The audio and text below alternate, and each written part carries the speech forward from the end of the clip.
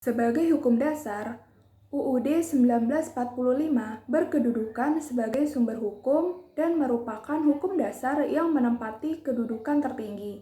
Dalam kedudukannya sebagai hukum yang tertinggi, setiap peraturan perundang-undangan di bawahnya harus berlandaskan dan bersumber kepada UUD 1945.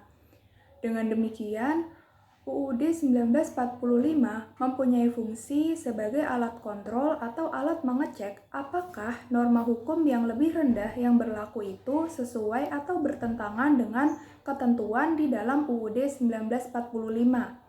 Sebagai dasar hukum tertinggi, segala peraturan perundang-undangan di bawahnya tidak boleh bertentangan dengan UUD 1945. Setelah kita mengkaji kedudukan UUD 1945, selanjutnya marilah kita pahami apa itu UUD NRI tahun 1945. Undang-Undang Dasar Negara Republik Indonesia tahun 1945 adalah keseluruhan naskah yang terdiri atas pembukaan dan pasal-pasal. Pembukaan dan pasal-pasal merupakan satu kebulatan yang utuh, dengan kata lain merupakan bagian-bagian yang satu sama lainnya tidak bisa dipisahkan.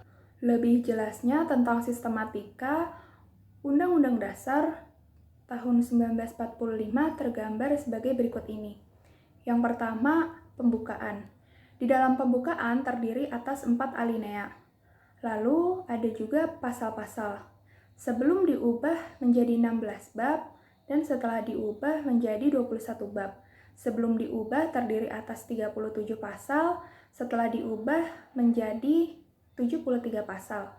Sebelum diubah terdiri atas 49 ayat, dan setelah diubah menjadi 170 ayat. Sebelum diubah terdiri atas 4 pasal aturan peralihan, dan setelah diubah menjadi 3 pasal aturan peralihan. 2 pasal aturan tambahan yang kemudian diubah menjadi 2 pasal aturan tambahan.